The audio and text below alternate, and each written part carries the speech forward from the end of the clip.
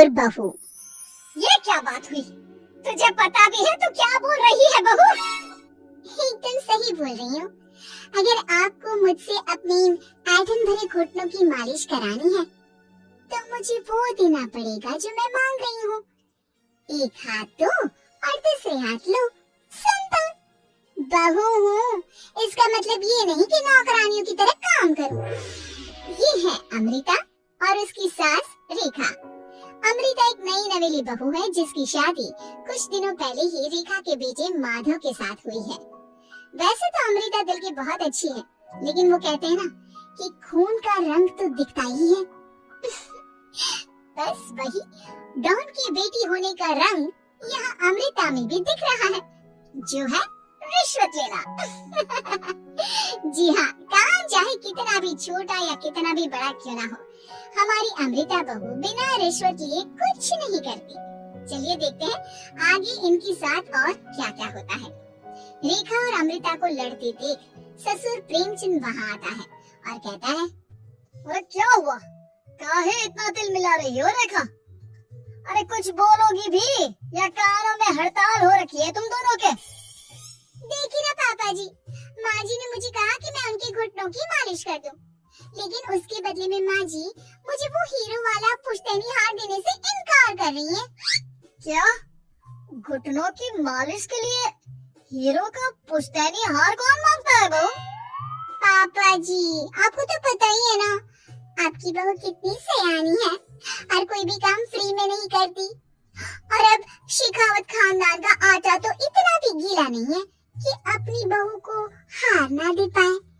क्यों my dear माँ जी? देखा आपने प्रेमचंद जी, ये अब मुझसे पुश्तैनी हार मांग रही है, कल को पूरा घर मांग लेगी। अरे जा जा, मैं खुद कर लूंगी अपनी मालिश। ठीक है, मुझे क्या। एंजॉय योर मालिश टाइम माँ जी। रात में जब पति महादेव दफ्तर से लौट कर घर आते हैं तभी कमरे में, अमू सुनो ना, मेरा वो लाल रंग का जो शर्ट है ना, वो धो दो ना प्लीज। एक्चुअली कल मेरी एक इम्पोर्टेंट इंटरनेशनल क्लाइंट के साथ मीटिंग है, बहुत बड़ी डील का ऑफर है, इसलिए मैं अपनी उस लकी शर्ट को पहनकर जाना चाहता हूँ। अभी धो दो, रात भर में तो सूखी जाएगी, फिर कल अच्छे से कड़क वाली इस्त्री कर देना अपने शुभ शुभ हाथों से। जी नहीं, मैं ये सब ऐसे ही नहीं करने वाली। अगर काम करवाना है तो मेरी एक शर्त है। अरे यार, तुम और तुम्हारी शर्तें, बोलो क्या है? आपको मुझे 10 मनीष मल्होत्रा डिजाइनर की साड़ियाँ दिलानी होगी। 2 हफ्तों में मेरी स्वीट हार्ट फ्रेंड बिल्लू रानी की शादी है। मैं वहाँ डिजाइनर साड़ी पहनकर जाऊंगी और सबको जला दूंगी। माधव अपनी बीवी की बात सुनकर हैरान परेशान अपने सर पर हाथ रखकर बैठ जाता है। अरे तुम बीवी हो या आफत? तुम्हारे दिमाग में जंग लग गया है क्या? देखो इतने सारे पैसे नहीं है मेरे पास। तुम्हारी याददाश्त तो जगह पर है ना माधव, भूल गए? मैं एक डॉन की बेटी हूँ। अगर तुमने मेरे कहे मुताबिक काम नहीं किया तो तुम्हारे लाल शर्ट को दूर ही रखो, मेरे पापा तुम्हें ही लाल कर डालेंगे। ठीक है, चलो अब ज्यादा मत डराओ, तुम्हें जो चाहेगा मिल जाएगा। अब ये डर और रिश्वत का सिलसिला यूं ही चलता रहता है और इसी तरह समय बीतता रहता है। एक सुबह सब नाश्ते के टेबल पर बैठे थे, जहाँ अमृता सबके सामने एक व्हाइट बोर्ड लाती है जिस पर दिन भर के सारे कामों के रेट लिखे हुए थे।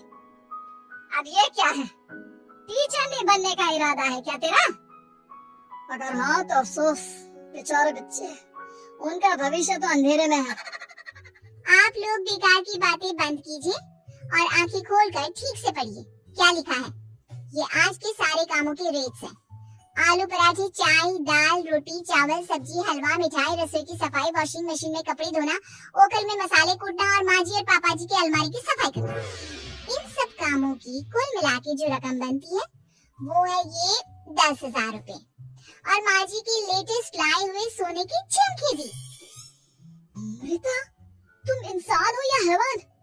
जरा तो दया करो हम पर। हे राम जी, उठा लो, अब ना देखा जाता ये सब।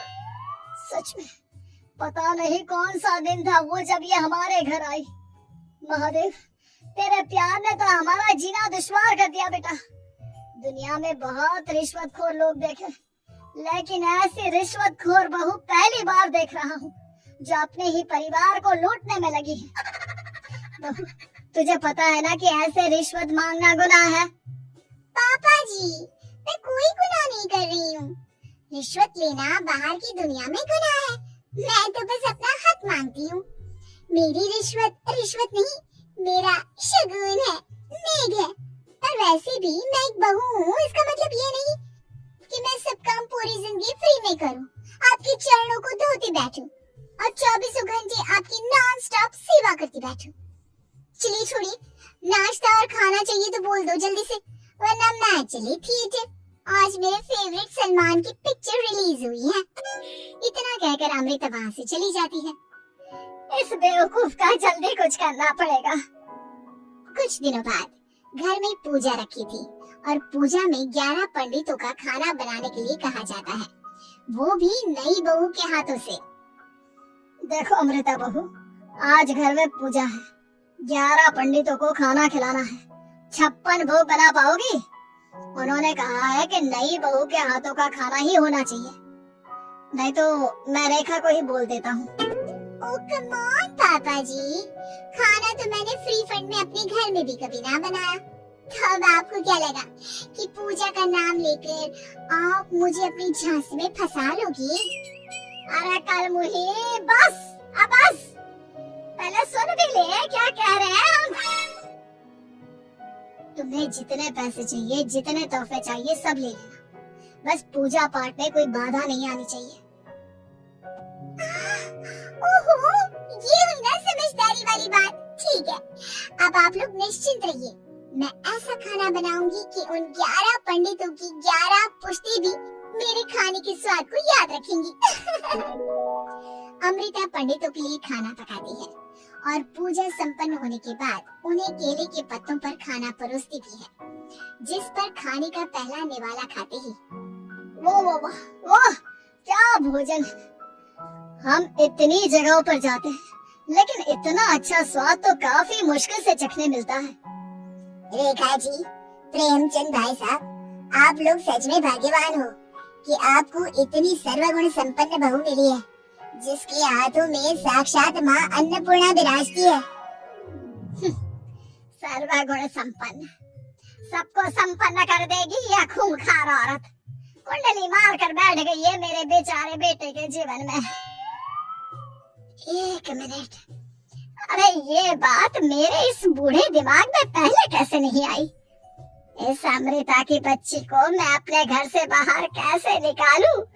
इसका उपाय तो पंडित जी के पास जरूर रहेगा। रेखा अगले दिन पंडित जी के पास जाकर उन्हें अमृता के बारे में सब कुछ बता देती है, जिसे सुन पंडित जी भी परेशान हो जाते हैं। अरे, ऐसी बहू तो 7 जन्मों में भी किसी को नसीब ना हो भगवान। देखिए रेखा जी, आपकी रिश्वतखोर बहू और आपके बेटे की कुंडलियों को जोड़कर देखा है मैंने, लेकिन इसमें तो यही बता रहे हैं कि ये आपके जीवन से कभी नहीं जाने वाली।